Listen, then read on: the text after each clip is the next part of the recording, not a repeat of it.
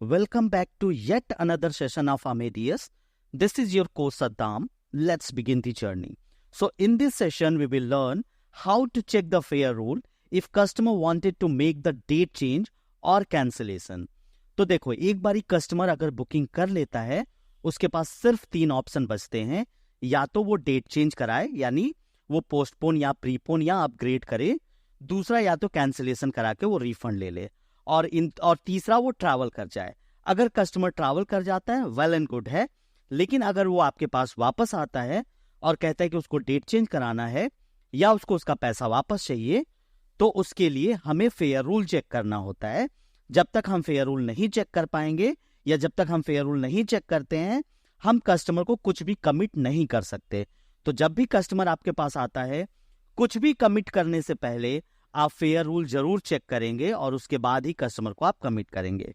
So here we are going to check the fair rule and let's begin and let's see how to run a command और what are the command which we can run and we can refer the fair rule. So उसके लिए सबसे पहले आपको ticket image open करना होगा और ticket image के लिए आप कमांड रन करेंगे TWD/L और line number of the ticket. यहाँ पे हमारे टिकट का लाइन नंबर 5 है, तो हम 5 एंटर कर देंगे.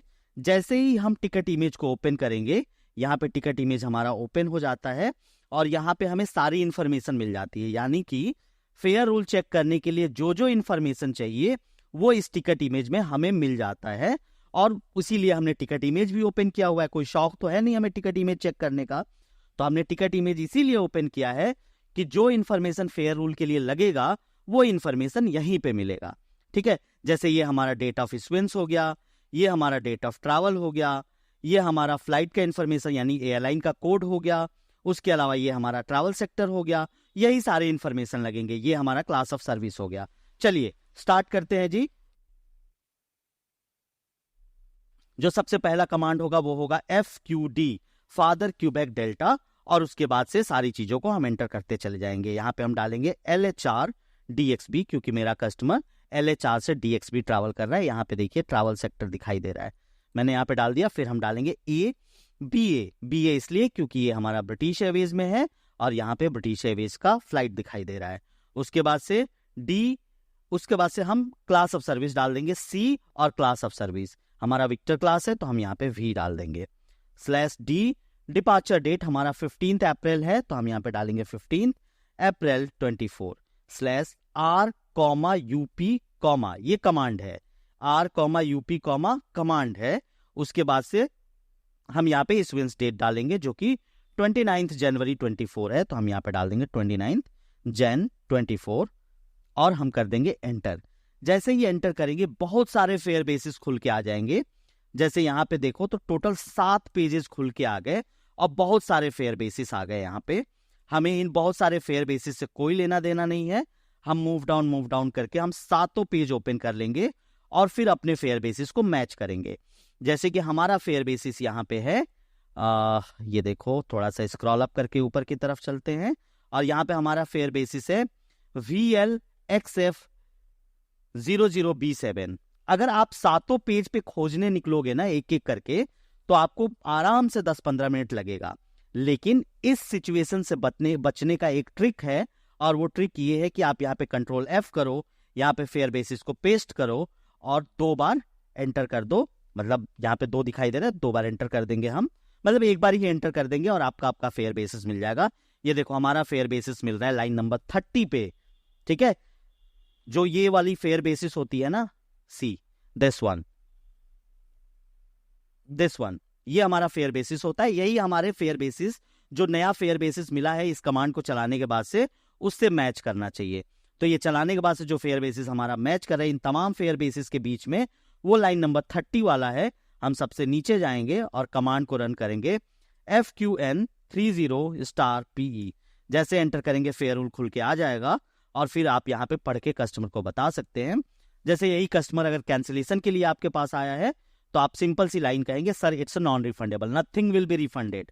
अब क्या रिफंड होगा क्या नहीं होगा, जब हम रिफंड के सेक्शन में चलेंगे तब वहां पे बात करेंगे, मतलब बाद में. अभी हम एक्सचेंज के बारे में फेयर रूल चेक करना चाहते हैं, तो एक्सचेंज या री इशू के फेयर के रूल के लिए हम यहाँ पे मूव डाउन करेंगे और मूव डाउन करते ही हमें यहाँ पे पता चल जाता है changes any time charge GBP 150 for reissue revalidation. This is how we check the fair rule for any ticket. ठीक है, मैं एक बार फिर से आपको कमांड दिखा देता हूं.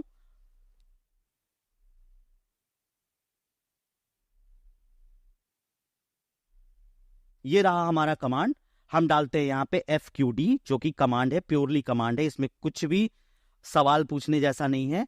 LHR मतलब ये हमारा सेक्टर है जहां से जर्नी स्टार्ट हो रही है. DXB जहां कस्टमर जा रहा है, डेस्टिनेशन पॉइंट है. /A किस एयरलाइन में आपकी बुकिंग हुई है, वो यहाँ पे हमने BA डाल दिया.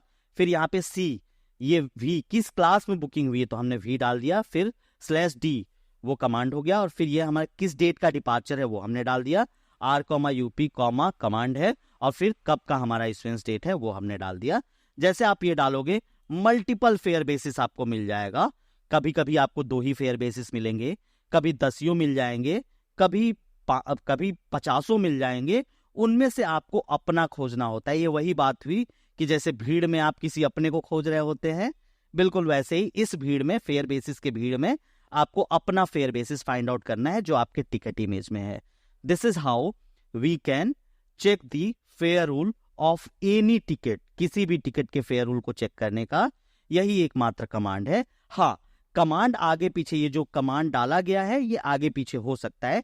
99.999% सिनेरियो में आप इस तरीके कमांड को, मतलब इस सीक्वेंस में कमांड को डाल के और फेयर रूल निकाल सकते हैं. कभी कभी होता है कि कोई फेयर रूल या फिर कोई फेयर बेसिस बहुत ट्रिकी होता है, उसके लिए कुछ स्पेशल कमांड डालने होते हैं. स्पेशल कमांड बाद में. अभी के लिए इतना ही. Thank you so much for watching. Please do like and subscribe. That motivate me to make the booking on daily basis or on the regular basis.